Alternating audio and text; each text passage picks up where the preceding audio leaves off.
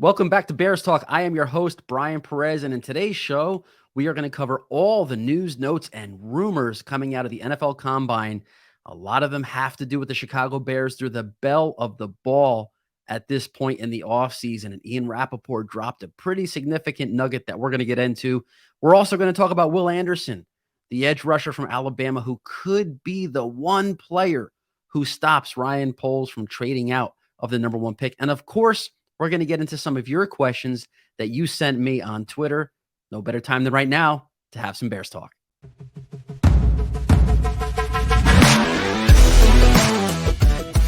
We're going to be an effort-based team.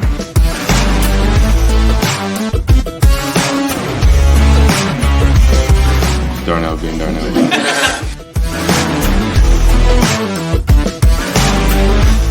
Love playing football. Ready to open this thing up. Let them know that we're coming.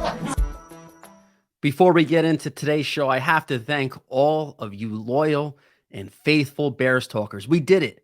We have eclipsed 1,000 subscribers. Thanks to all of you. This show is growing at a lightning fast pace, but we're not done yet. Make sure if you're watching right now and you haven't subscribed to our YouTube channel, hit that subscribe button. And if you're already a faithful subscriber, again, thank you. And tell a friend or two, or tell them to tell a fellow Bears fan or two. Let's keep growing this thing, Bears talkers. And we know one thing is for sure this offseason, Ryan Poles is going to try to grow his arsenal of draft picks in the 2023 NFL draft. And that's where we're going to get started. The rumors that are coming out of Indianapolis at the NFL Combine have been fast and furious. And Ian Rappaport from NFL Network, he dropped a pretty big nugget over the last couple of days when he said, essentially, the Chicago Bears are getting interest from several teams for that number one overall pick. And most importantly, what he is telling NFL fans out there is, look, this isn't just like the Houston Texans or Indianapolis Colts who are interested. There are multiple teams that are looking at trading into the number one overall pick. And what's really interesting here is that some of them are picking a little bit lower in the top 10. Take a look at this nugget that I cut out of bearstalk.com, which of course you can go to for all of your latest news, notes, and nuggets about the Chicago Bears. Here he mentions the Houston Texans, of course, the Indianapolis Colts, absolutely. The Atlanta Falcons, that's a new club that we haven't really heard of before being interested in moving up to number one. They have the number 8 pick overall, and the Carolina Panthers at number 9 is another team that's expressing interest to move up to that top pick. And obviously for the Chicago Bears, being able to trade further down in the top 10 will reap huge rewards. It'll make the first overall pick in 2023 have a significant ripple effect into the 2024 draft and possibly even beyond. NFL Network's Daniel Jeremiah said during his conference call that he thinks the Carolina Panthers, to move from 9 to 1, would have to give up their 2024 and 2025 first-round pick to get the deal done. You have to think the Atlanta Falcons would be in the same position.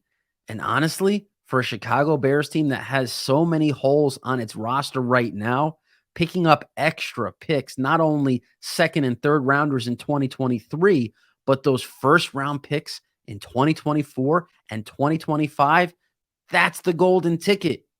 That is the ultimate scratch off. That's what Ryan Poles has to do with this first overall pick, because the Bears are not one superstar away. They are not one sack artist or interior disruptor at the 3 technique away from being a competitive, consistent playoff contender. They have a lot of holes to fill. The best way to do it is by accumulating as many high draft picks as possible. And let's be honest, the Carolina Panthers, the Atlanta Falcons, give me their 2024 and 2025 first round picks. Neither one of those teams profile as a Jacksonville Jaguars type of club that a year from now could be a surprise playoff team. 2 years from now, even a surprise playoff team. Those first round picks could be top 10, top 15 picks for the next 2 years. And if the Chicago Bears can ride Justin Fields into some 8 or 9, maybe 10 win seasons over the next couple of seasons, over the next couple of years, the Bears are going to get enriched by draft picks that could potentially be higher than their own. And there's also one thing that Bears fans probably don't want to necessarily admit, but let's just say Justin Fields isn't the guy. What if Justin Fields has a terrible 2023 season? Nobody's expecting that to happen, but everything's possible. Anything's possible. In the words of the great Chris Berman, that's why they play the game. You don't know what each season's going to bring. And if Justin Fields doesn't come through as the franchise quarterback in Chicago, well, guess what? The 2024 draft has an elite quarterback prospect in Caleb Williams coming down the pipeline. The more picks you have in the first round, the more ammunition you have to potentially, if forced to, you can move up and get that next quarterback. So this is big stuff, Bears fans. Ian Rappaport's reporting it. Even Adam Schefter is hinting at the fact that multiple teams are interested in this number one pick. It's one thing to want to trade out. We know Ryan Poles wants to trade out. He said at the combine he's leaning toward that as the strategy the Bears are going to apply. And that's great, but you have to have trade partners to make it even a possibility. And what we're seeing right now is the Bears are going to have multiple trade partners for that number one pick. And the more buyers there are, the more competitive the market becomes and the higher the price goes. This is exactly what Bears fans need to have happen for April to be the dream scenario, for the number one pick to turn into everything that the Chicago Bears are hoping it can become. It's not about one player. It's not about Will Anderson or Jalen Carter or Bryce Young if you're in that bucket of thoughts where the quarterback is better, the prospect is better than the guy we have right now. It's not about the one player. It's about building out a roster that year over year can be in the mix for the NFC North and then obviously a deep playoff run. The only way they're going to get there is with a number of first-round picks that they can leverage this year's number one overall into. It would be the greatest outcome possible. And there was some fear, for lack of a better word, that perhaps the Bears would kind of get stuck in a corner at number one overall because some of these teams are just going to let their quarterback fall to them. They're not going to get desperate. They're not going to trade up. They're not going to make a desperation play. Doesn't seem like that's going to be the case. Clearly, some of these teams have a quarterback that's ranked number one, and then there's a number two, a number three, and a number four between Bryce Young, Will Levis, C.J. Stroud, and Anthony Richardson. You don't want to be the Colts at 4 stuck with your third choice, or the Falcons at 8 stuck with nobody left on the board. So the only way to control your own destiny in this draft is by making a trade with the Bears, and Ryan Poles knows that. And there's a big price that comes along with controlling your own destiny. So Ian Rappaport is saying it. Adam Schefter is saying it. The Bears are going to get enriched big time. And in terms of when this trade goes down, the NFL Combine is going to go through its next few days. It's going to wrap up. And then you're going to see the swell of news occur. The reports are going to leak about the Bears possibly inching toward a deal with Team A or Team B. And I think we'll probably get word of a deal for the number one pick done right around the start of free agency because let's face it, the Bears need to put their plan together too. They need to have an idea of which free agents to target, which can, in a way, be dictated by, well, where are we picking in the first round? If we got the number one overall pick and we're going with Jalen Carter or Will Anderson, we might not have to pursue the Marcus Davenport or Javon Hargrave as much as we would if you know you're picking 8th or 9th in the first round. So I think we're going to see a deal get closed out pretty quickly after the NFL scouting combine completes. But the NFL scouting combine also presented Ryan Poles with a tough decision. Some of these players are performing really, really well. And in fact, look very much like they're worthy of being the Bears' number one overall pick. It doesn't mean just because the Bears have the first pick and because we know they have to trade out doesn't mean that Ryan Poles, the football guy that he is going to pass up a blue chip talent. And one of the guys who is actually looking the part, not only on the field, but also in his combine workouts, is this dude, Will Anderson. Now, look, you're going to look at the 40 time. You're going to say, all right, he ran a 4.6. his athletic score, according to NFL.com's advanced metrics, he was 12th amongst the edge rushers.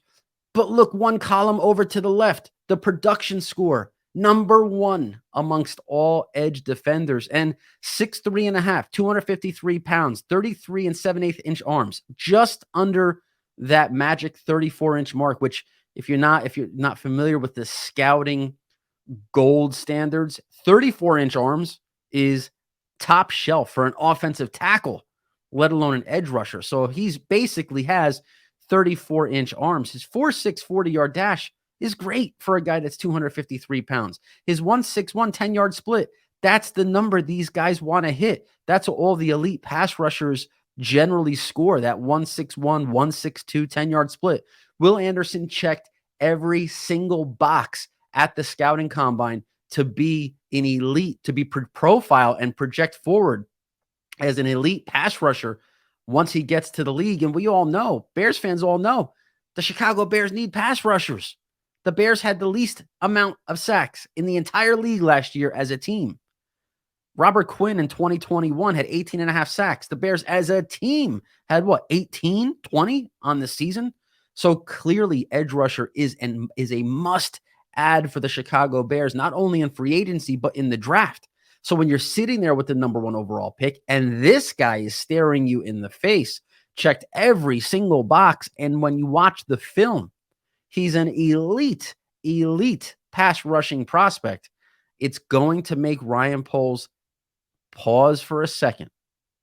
He's going to ask himself, yes, I can set this team up for 2, maybe 3 years with first-round picks, but will I ever have a chance to draft a guy like Will Anderson again?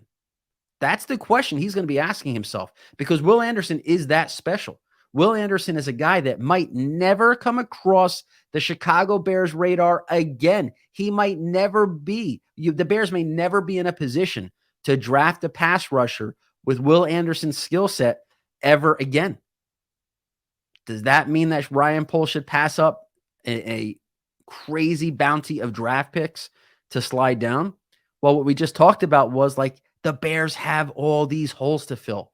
Will Anderson is a special prospect, but you have to weigh the special singular prospect against the collection of really good prospects that you'll come away from the 2023, 2024, and maybe even the 2025 draft with if you go trade over Anderson. But if you decide to take Will Anderson, guess what? You're getting a Micah Parsons, Khalil Mack type of game wrecker with that pick. So Bears fans, you got to ask yourself, comment below this video, what would you rather have? If you're the general manager, if you're Ryan Poles, and you're telling yourself, you're in that position where you have to answer this question, do I want the elite, possibly best pass rusher who's come into the league in the last 4 or 5 years, or do I want the collection of first-round picks to set this team up with players over the next 2 or 3 years? Now, having first-round picks is great, right? And we're not going to argue that. We just talked for 5-10 minutes about why a team like the Bears needs to gather as many assets as possible. But if they turn it to guys like Leonard Floyd and Kevin White and Mitch Trubisky, if those are the picks that you end up getting on your roster from having top 10 draft picks, we're sitting here with the number 1 pick overall 10 years from now again. So it's one thing to have first-round picks. It's another thing to get those picks right. Will Anderson, to me, feels like a lock, right? Very few prospects come into the league where you feel so confident in how good they're going to be that you can call them almost like a lock of a pick. In scouting terms, you talk about the floor. Will Anderson's floor is extremely high, and his ceiling is even higher. So that's like as safe of a first rounder with elite upside that you can get. So do you take that one guy that you know will be a culture changer and game wrecker on defense, or do you roll the dice and have faith in your scouting department and your general manager to make the right choices if you collect a haul of draft picks by trading out of number 1? The other option for Ryan Poles is just swinging down to number 2 with the Houston Texans. If the Texans are calling for a trade and they want to move up to number 1, it's for a quarterback. It's not for Will Anderson. So at number 2, yeah, you're not going to get the number of first rounders back in a trade down just one spot, but you're going to get a bunch of quality draft picks, a second rounder, probably a third rounder, maybe a second rounder in 2024 to move back one spot. They're free picks, and you end up with that dude, Will Anderson. So Ryan Poles is going to have to weigh all of these issues against each other to determine what is his best course of action. It's unclear. I mean, look, I'm in the camp of trade out. I get it. We're getting rid of Will Anderson. It is what it is. But you never know what could happen on draft day. We've seen crazy things. Micah Parsons went 11th overall. Guys slip. Players fall in the draft that we don't expect to fall. And if the Bears trade down to number 8, look, they got Roquan Smith at number 8 a couple years ago. All-pro linebacker.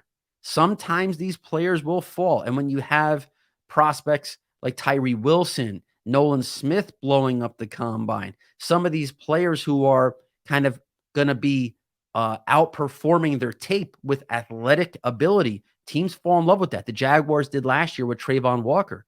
So it's not out of the realm of possibility that the Bears could trade down to 4 with the Colts or even 8 or 9 with the Panthers or Falcons. I know it sounds insane to think Will Anderson could slip, but this is the NFL draft.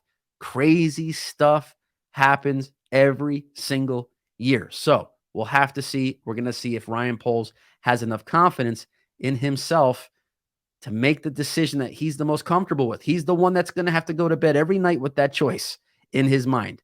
Keep the pick, trade the pick. I think Ryan Poles is a really good talent evaluator. I'm going to have faith in whatever decision he makes. But comment below. Let me know what you think. I read all your comments.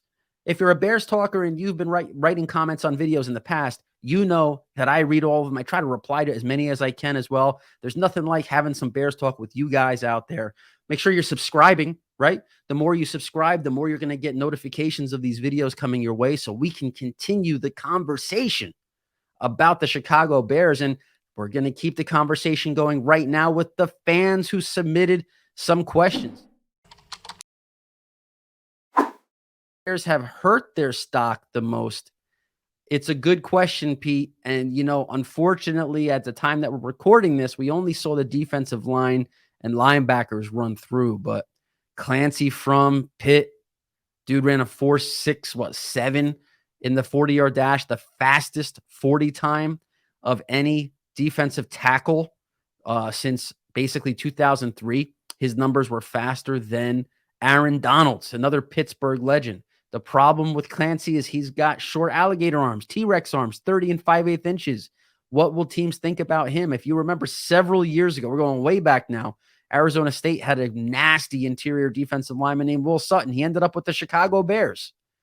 He had short arms, despite being one of the most productive pass rushers in college football. Sutton's career in the NFL had some moments, but he couldn't adjust to the size and length of the pro game, and he became more of a rotational piece throughout his career.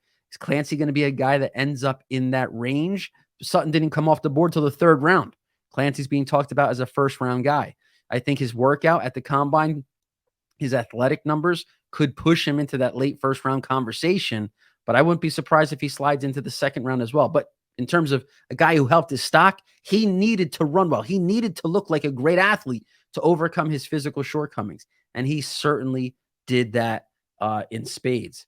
And then you have Tony Adebayo. I'm probably butchering his name, but my God, the Northwestern defensive lineman exploded in Indianapolis. He ran a 4.49 40-yard dash at 282 pounds. It's the fastest 40-yard dash that anyone has run in the last 20-plus years at his weight. And I saw him at the Senior Bowl, and he was one of the most impressive players down in Mobile. He played with great leverage, great twitch and juice off the snap. He was being talked about in Mobile as a potential 3-technique specialist in the pros. And we know the Chicago Bears need a 3-tech. Northwestern's right in their backyard. To me, it's like 1 + 1 does equal 2 a lot of times, Chicago Bears fans. And Tony Adebayo, yeah, he's a guy I would circle as a player who really improved his draft stock significantly. The next question is from Walk On Wellness, at Walk On Wellness on Twitter, Robert Boswell. I'm a big fan of drafting a quarterback every year. I fully believe Fields is the guy, but would love to have better depth at the position. Do you see polls addressing quarterback later in the draft? And if so, would it be someone with a similar skill set to Fields so the playbook stays the same? It's a great question. Robert, thank you for submitting it. I do think the Chicago Bears should deploy the philosophy of drafting a quarterback every year. I think good teams do that. You never know who you're going to land in the late round picks. Look at the 49ers, for example. Brock Purdy, Mr. Irrelevant, becoming the most relevant player in football down the stretch and into the playoffs. Nobody could have predicted that, but the fact that the 49ers drafted him, then they suffered injuries to Trey Lance and Jimmy Garoppolo, and here he is, Brock Purdy stepping in and looking like the actual quarterback of the future in San Francisco. And he was a quarterback who fit well in Mike Shanahan's system. So if you look at Brock Purdy as the example of what teams should follow moving forward, yes, I do like the idea of taking a 6th or even 7th round pick, investing it in a quarterback. We'll see what the Bears do with the quarterback depth chart in 2023. Marcus Mariota is a veteran name that I'm hearing the Bears could potentially tap into on a short-term deal to be a mentor for Justin Fields, and it would be exactly what you're talking about, Robert. He's a guy who can come in and run the same kind of offense that the Bears have been doing with Justin Fields. He's mobile, good enough arm talent to get the ball downfield, and would, he's a veteran. He's not going to take long to learn Luke Getsy's system. Let's get one more question in here. Ethan Sandberg at Ethan Leo 76. He says, if Poles does trade the number 1 pick, who do you think is more likely to trade, more likely of a trade partner? Indianapolis, Las Vegas, Carolina, someone else? Ethan, this is the $1 million question. This is the question we all care most about. And I felt all along up to this point that if any team is going to offer Poles the package that that's going to blow him away to trade out of striking distance for Will Anderson or Jalen Carter, it's going to be Jim Irsay and the Indianapolis Colts. I mean, just look how everything kind of lines up here. The Colts have been on the veteran quarterback carousel for the last several years. It's clearly failed, from Carson Wentz and Matt Ryan and Phillip Rivers. It's just been a disaster in Indianapolis. And the reason why they're wasting this window of a quality roster that's capable of making a deep playoff run is because they just don't have that quarterback. So now it looks like they're ready to finally make that jump, make that investment in the rookie in the top of the first round, Bryce Young. Jim Irsay said he's a fan of Bryce Young, whether that's smokescreen or not. Jim Irsay is a wild, loose cannon of an owner, and he will veto Chris Ballard's more conservative approach and probably call the Bears himself to get a deal done. So I think the Colts are probably the most likely team that we'll see a trade with. But if I had to choose who I'd want the Bears to trade with, I'd slide a little further back to the Carolina Panthers, as we've talked about before here on Bears Talk. The Panthers, I think, are the team that would be willing to give up the most. And if you're trading out of Jalen Carter and Will Anderson's territory, you better set the team up for years and years to come. You can land a Peter Skoronski or a Paris Johnson Jr. or one of these really good offensive linemen at number 9 overall and just keep loading up in future years. So to me, Ethan, that's the route I would go. And the route you guys have to go is bang that subscribe button. Keep checking out bearstalk.com as we get through the funnest time of year. The draft and free agency's right around the corner. We're going to have you covered on bearstalk.com. Follow me on Twitter at Bryan Perez NFL. Follow Bears Talk at the Bears Talk. Most importantly, Bears fans, keep bearing down and let's enjoy the next couple of months. Let's not waste it with all this trade nonsense at Justin Fields that finally feels like it's been put to bed. Let's not argue over what's the best strategy. Let's just embrace this, enjoy it. No matter what, the Bears are going to come out winners. They're either getting Will Anderson or Jalen Carter or a ton of first-round picks. They have the most money to spend in free agency. They're going to spend it. And even if it is a Jacoby Myers, which I know a lot of you Bears talkers don't want Jacoby Myers on the roster, guess what? He's better than Equanimous St. Brown. He's better than N'Keal Harry. He's better than Velus Jones Jr. At the end of the day, the Bears will get better. And that's what we all care about. here in the Bears Talk universe. So Chicago Bears fans, come on back next time and bear down.